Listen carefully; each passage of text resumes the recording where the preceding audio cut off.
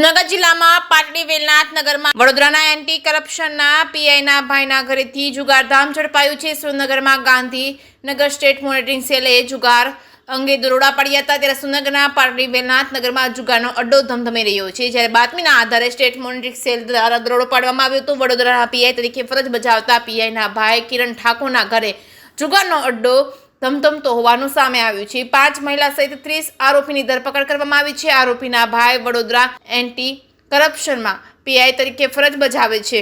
અત્રે જાણવા મળતા અહેવાલ મુજબ છેલ્લા 1 વર્ષથી આ સ્થળ પર જુગારધામ ધમધમતું હતું।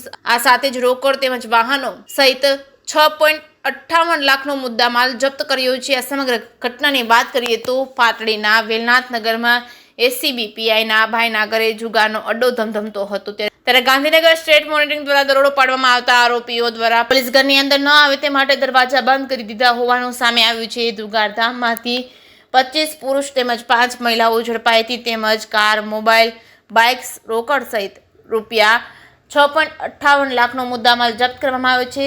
જખઈ દ્વારા તમામ આરોપીને પાટડી પોલીસ સ્ટેશન લઈ જઈ વધુ તપાસ હાથ ધરી છે। જે કેસની ગુજરાતી સાથે મહેશ ઉતરિયા, સુરેન્દ્રનગર।